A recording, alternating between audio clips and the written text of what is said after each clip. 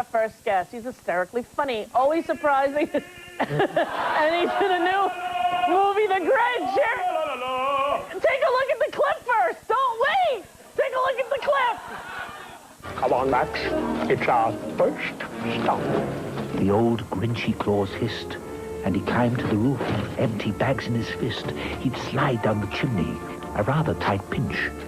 But if Santa could do it, then so could the Grinch. He's planning a double twisting, interrupted 4 flying 2.5 with a combo tuck and bike. High degree of difficulty.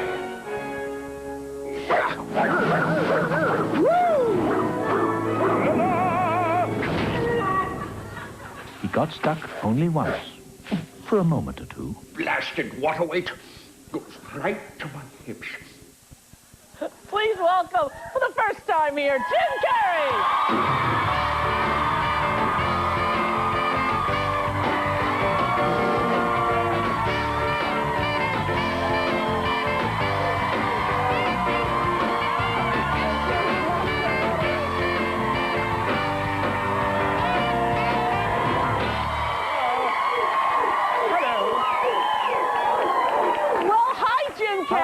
How you doing, Rosie? Good to see you. Good to see you. I really believe you are the funniest man I've ever met. Oh, no, come on now. Really? And There's a couple of political candidates out there. That's true. That's a pretty funny situation, huh? This is a lovely set. Do you like it? My gosh, it's so beautiful. It's bright in color. Incredible feng shui. Thank you. Perfect. The way the audience goes up, laughter is light, so it travels upwards. It's true, it Excellent. does. And they're all adorned in their Grinch wear. I love this. It's good. I love this. Unbelievable. How was it getting in that makeup, sir? When I watched that movie, I thought, my Lord. It was a hellish experience. Was it really? Unbelievable pain. But the fact was, the whole time, you know, you're just sitting there thinking, I'm the Grinch. Yeah. I'm the Grinch, you know? And every once in a while, you know, I'd kind of freak out about it and stuff, and, you know, I'd get on the phone with Renee, and she'd go, you're the Grinch. Oh, yeah, I'm the Grinch. You're the Grinch, exactly. And that was it. It made it all worthwhile. We just knew that it's such a special story. It's a lot kind of heavier than people think it is, you know? I mean, for most people, they just think it's this little green creature that they've become attached to, but the story itself is so kind of important because it talks about belonging, you know? And that's what Christmas is about to me. It's about who you belong to. When you give somebody a gift, it's you're in my gang, you know? Yeah. And that's why this story is lasting. You know, and little kids get the message, too, because my son is 5. I took him to see the film, and he said to me on the way home, you know, Mom, teasing is bad. I said, that's right. He said it really hurt his feelings, so he went to live alone. Oh. So he got it at 5 years old. I thought that's pretty amazing. Well, kids are swift. Kids are swift. They will rule the world. Right. And it's amazing. One day. Yeah. Well, they just, you know, this election stuff, they just gave the ballot to a bunch of first graders or something like that, and they just went, Pimp, Gorp. You know, this was like, no questions asked. It's like, you know, over 50, we just start to wander. Exactly. I don't know, you know, things get difficult. It's true. What about the eyes? The yellow eyes, was that? Oh, my God. Because they moved with you. Did they do it with computers, or was it? It was incredible. Well, there were a couple of shots that were done with computers because, you know, some of the shots, you know, the wind was blowing in the snow, and it was so severe that, you know, that you couldn't really, you know, I couldn't see anything or whatever. But so they would CG the eyes in. But most of the time, it was just, I mean, the discomfort was offset all the time because I'd walk by a mirror and just go, oh my God, this is brilliant. Yeah. I mean, the makeup that Rick Baker did and Kazu, Siju, I can never say it right. And you know, when I get together with him, he'll go, Pie! And it'll be all over. But, you know, is it true that it was so brilliant that I knew I was part of something special. The executives didn't want you to have the makeup on? Because I was actually concerned, too, when I saw it. I thought, we're not going to see his face. Yeah, at first it was, you know, hey, we got Jim Carrey, man. You know, they don't want to see a green blob of goo. You know, like that. And, you know, so they wanted Jim Carrey. Not only the face, but the body. Completely naked. No. Unbelievable. That would have been... Oh, yeah. Yeah? Oh, yeah. Really? Incredible. We want everything he's got. Is it true that the widow of Dr. Seuss, the author, wanted to... I guess her name isn't really Dr. Seuss. She wanted to date me. No, but she wanted to... Cat's out of the bag. She had to approve of you? Yes, she did, yeah. She did. And it was a strange time because, you know, I had left the planet, you know, for a few months there while I was doing Andy Kaufman. And so she came to the set of Man on the Moon, and Andy Kaufman did his impression of me doing his impression of the Grinch, which was kind of confusing for her, but she was able to sift through the personalities finally and get to the bottom. But it was fun, because I've done that stuff since I was a little kid. I mean, staring in the mirror and being the Grinch. Oh, yeah. Wow, that does look Grinchy. There you go. Of course. Now, how did you come up with that almost Sean Connery kind of voice? I don't know. I have thousands of influences, I'm sure. But, when you put those teeth in your head and,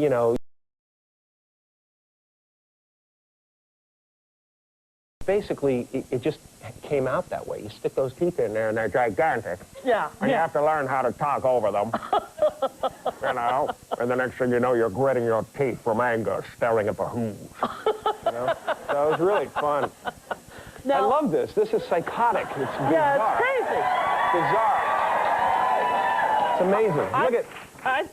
You let me teach you how to do a little of the Grinch hand stuff. There's your hands right there. You have some hands. Okay. I've got some hands. Let me see. Okay. Oh, OJ trial. Okay. Okay. You see? I couldn't have killed him. Couldn't have killed him. But you're sloppy. I can't get at him. Okay. Okay. Okay, okay. Now we'll all try to be the Grinch. Here's how you do it. Wax on. Wax off. That's how you start. And then before you know it, you're staring down at Whoville like this. That's a good position. Yeah, There you go. It is sort of a little... But you can see how, when you're in this, it's like, you get a little booger, forget it. Forget it, you're done. There's no, it's nothing. Something in my eye. Forget it. The visuals of the movie were amazing, too. I mean, the sets... They use these in the ER now. Oh, really? Clear! Just during Christmas. It's a very delicate operation that I think. Well, sit right there. We're going to take a break. We're going to come back. Jim Carrey, don't go away. Go see the Grinch.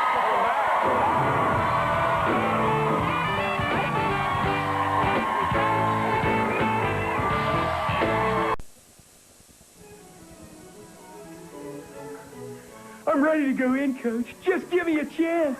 I know there's a lot riding on it, but it's all psychological. Just got to stay in a positive frame of mind. I'm going to execute a button-hook pattern super slow-mo.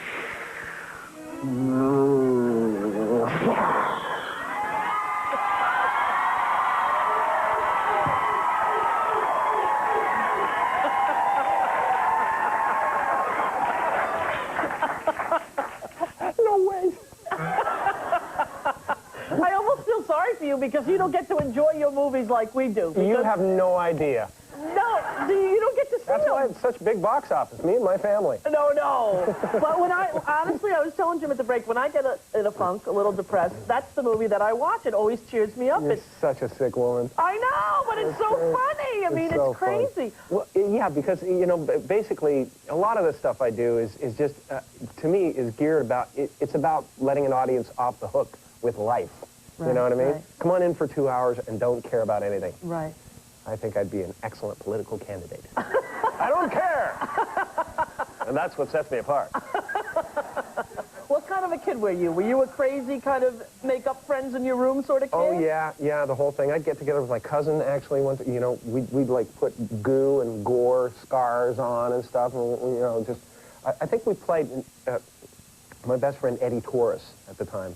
We played, we used to watch the show The Untouchables, you know, Frank Nitti, Al Capone, all that stuff. We just run around the house constantly, and we just go back and forth. Like, I'd catch him, tackle him, he'd be dead. I'd check out his ID, it'd go, it's one of Nitty's men. We better get out of here. And we'd just run around the other side of the house, and he'd chase me, and he'd go, it's one of Ness's men. We better get out of here. Like that, and that was just constant. And then his mother would come out and go, Eddie, you have a grass stain. To your room. What, were you a good student? She was a psychiatric nurse. I said that well, didn't I? I'm an orator. She was a psychiatric nurse, and her eyes would roll back in her head every once in a while. Really? Just experience. You know? Yeah. Were you a good student? Did you do well studying? I did really well and then bothered everybody. Oh, really? Yeah. All my report cards said the same thing. Jim finishes first and then bothers the other students. Really? You know? So I excelled. Yeah. But then I was just like, how can I derail the others? Right. You know? But you had good grades. Still doing that, basically. You had good grades, though? You were like... Oh, yeah. Yeah. No, I was a good student. And Until about the 9th grade when, you know, it was kind of, you know, we had financial hardship in the family and stuff like that. And it was amazing because I learned how some kids just, you know, can't get ahead in school because they're so messed up at home that they get in school and it literally is Charlie Brown. I mean, it's like, you know, I went from being an A student to just all I heard was like, you know, like that, and distorted heads, and like that. And it was just, you know, they became the man. Right. You know, and I didn't want to know anybody and stuff. I just fell asleep at the back of class and, you know, did a little doodles and stuff and stared off into space. Yeah, and it has such an effect on kids. It really does. What's going on in their house is directly reflective of... Totally. Did you... The most important thing in the world, the biggest problem we have is about loving kids. You're not... You know, because if you make kids feel special, then there's no problems in the world. Safe. You won't have to control the guns. You won't have to do any of that stuff because the kids won't make those choices, you know? Yeah. It's just a matter of making kids feel like they're special. Except that one in the corner. He is dangerous and must be stopped. Now, I remember when you were doing stand-up, we worked together like one time up in Toronto. Yeah. Yeah, you were the headliner, I was the opening comic. Yeah. And, Flew me off the stage. No, you liar. I had no jokes. I used to go, here's my impression of Pac-Man. Whoa, whoa, whoa, whoa, whoa. That's my whole act. That's a joke. That's one joke I had. Yeah. But I remember when you got your sitcom, everybody was all abuzz. Yeah, sure. That was the big thing. It was Duck Factory, right? I have been up and down so many times in this business. It's hilarious because I've kind of like, I can sit back and watch people now, and I can see people who are talented that get shots that don't work out, and I just go, just hang in there for a minute, man. Just hang in. Just, you know, don't jump off the roof yet because, you know, it comes back around. You know, because, you know, so many times it's been, you know, it's your big break, man. This is it. They're all out there. Yeah. You never know what's going to happen. That kind of thing. Exactly. And then you blow it, you know, and, you know, everybody in town who is, like, rooting for you is suddenly like, hey, he's had his shot. It's all over. Yeah, Forget that's it. true. He'll never But, you know, make it. it's so, did you feel disappointed after that show didn't go? Because you didn't get to be you. You were sort of the straight guy, you know? Yeah, they didn't really know what to do with me at that time. Right. They had not witnessed the ego burst. Right? The Big Bang, as I call it. The insanity. The beginning of my career, the Big Bang Theory. Yeah, where, you know, I don't know, at some point it just happened. It just, suddenly I went, oh, yeah, geez, that's what I got to do. I got to be the funny one. Right. The Tonight Show, was that your first big break, comic-wise? There were, it's so many breaks along the way, you know. Sure, You know, just so many little breaks along the way. It was a thrill, though. The first time I ever did the show with well, it was actually interesting, because the first time I did the show with Johnny Carson, you know, I was waiting for this thing, and come on over to the you dream at night, you lay there and you go like, and then I come over to the couch, Exactly. and he hugs me, and there's a tear in his eye. Exactly. Because he sees And he says, that I'm "Good stuff." special, different than the other comics. Exactly. I have a special quality, Jimmy Stewart type of thing. Yeah. And, you know, you just, it's like you're expecting, you know, John the Baptist meets Jesus. You know, and goes, you are the one, you have come to replace me. You know, that kind of thing. It's the gold medal, definitely, of comedy, to do with Johnny Carson. Exactly. And you get up there, and I did well, and he gave me one of these, and he really liked it and stuff, but I went away feeling like I was crippled by it, because I didn't get invited to the couch, because I had those expectations. Right. So, desire bad. Desire is hell.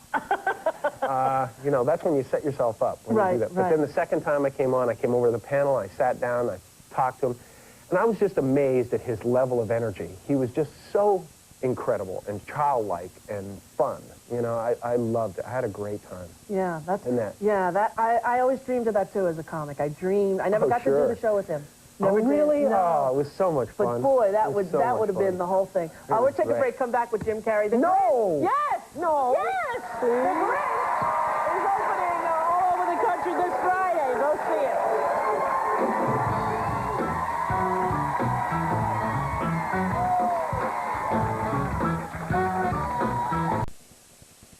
You have a boyfriend, right? No, Of we're not, we're friends. That's how we look. Not your type. No. I like your pen. I was wondering that myself. Love that movie. Very touching movie. Yeah, sweet story. It's great, Yeah. great idea. And Rich with metaphors. what an amazing acceptance speech at the Golden Globe. Oh, thanks. The funniest thing. I know, I'm my own worst enemy, you know? I can't help. I joke. Yeah, So it's funny. I knock myself out of the running for many things. Yeah, but you know what? It was worth it because I was literally peeing in my pants. I got an award with you once at a big thing. How's it going now back there? Are you okay? Yeah, I'm okay. But I wear the Penn's undergarments just in case. Excellent. No, but we were at some award, and you and I both got an award for an AIDS charity, a big to-do. Right, yeah. And I went up and I was trying to be all, serious. Yeah, you got all serious. Yeah, it's there, like, this is a hard disease. It's a scary thing, It's real. yeah. And then you got up there and told everybody what you did. I can't remember. You don't remember? I never remember. See, this is the thing. People come up to me all the time and they say, remember what you did at that thing and that thing? And I go like, no. Okay. Because literally, I'm like, I'm living in the moment. Okay, so you get up there, he gets up there and do a bad impression, but you go like this. I just want to say that this is the amount of people who have, hold it, took fake tears, poured them on your face, and then pretended that you couldn't talk because you were crying. I'm so glad you reminded me of that, because I was going to use that again. No, Jim, it was the funniest thing I ever saw. And all these somber people were hysterical. Oh, I know. Well, see, I can't help it. I'm terrible, like at a funeral or anything. I will run in the other direction of whatever emotion is the emotion of the day. Really? Oh, absolutely. I like to crack it. I love, when I see that, it's like this kind of weird, force field or something that goes up, and everybody's thinking the same thing in the room, and I just like to go, and poke it, and just disturb it. Well, you're the funniest person. I can't even... What's next for you? What's your next movie? I'm doing a movie called The Bijou with Frank Darabont, who did The Green Mile and Shawshank Redemption. And is this a dramatic role? It's a drama, yeah. I'm really happy because, that doing time on Maple Drive, you were amazing in that movie. Thank you very much. You really were. And I think it's hard when someone is as funny as you and as broad as you, with people to take you seriously as a... I feel so lucky because for some reason, filmmakers and people out there have just somehow tapped into a part of myself of me that they accept, other than just doing the crazy stuff. I'm allowed to do these things, which I feel very lucky for. Yeah, and it's, I think, great for the audience, because to see that other side, it's even more compelling. I think these days people are kind of hip, and they realize that there's a lot more to comedians than just one kind of, faction, one thing, and one mode. And, they know we're sick and depraved. Exactly. Somebody wants to mind that. And there's a streak in there that's to touch that. No, I think it's really it's great. sweet. I love telling stories, and that's what it's all about to me. And to be an actor is to do it all, so. When do you start doing that one? That's none of your damn business. Okay, sorry. Come on, I'll come back. Let's spread it out here. Okay. If you want more time, we have to bump David Allen Greer. Okay, all right. Well, the movie opens next Friday. You're a wonderful Grinch, as you are everything you else. You do. I think you're really the funniest person in the world. Thanks. I really do. Thanks. Jim Carrey, thank you very, very much.